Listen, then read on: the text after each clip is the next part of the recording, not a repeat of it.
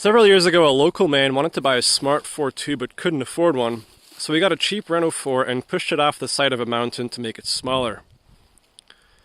I just made that up, but this crumpled up ball of green sheet metal makes my story sound credible.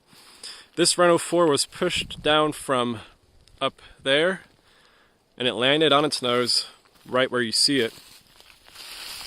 The impact was powerful enough to twist the chassis and mangle the sheet metal. And the A-pillar looks like the C-pillar on a Citroen ME6. There's no windshield, so I can't tell you when this was last registered.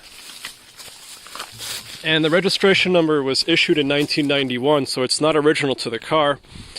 But we've got these dealer stickers, which were from a dealership about half an hour north, so it's a local-ish car. Probably spent its whole life in the Alps, considering the rest on it.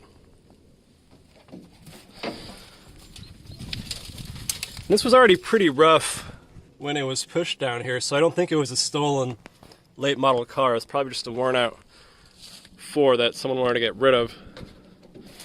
This car is pretty well hidden. It's far off the beaten path, and it's almost entirely complete under the imaginary hood. The 4-speed manual transmission is still in the car. So is the engine. There's a massive hole through the engine block, but I'm guessing that's just from water getting in it, freezing and thawing for years on end. Well, there's the part of the block that's missing, actually.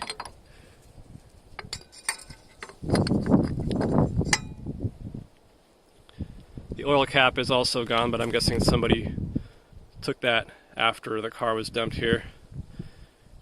There's the radiator, battery tray, passenger side fender, or what's left of it.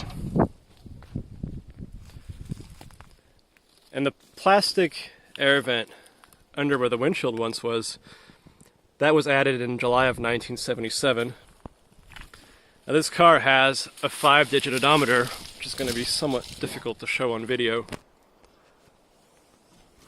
And Renault added a 6-digit odometer in July of 1978. So this car was made between the summer of 77 and the summer of 78. It's fairly easy to date with a relatively high amount of accuracy. Just another look at the body. There's really not much you could get from this car. I guess the transmission might be a good core if you're rebuilding one. And the door handles on the driver's side are surprisingly in good shape. So this car really has no purpose, but it's kind of a cool trail ornament for hikers and mountain bikers.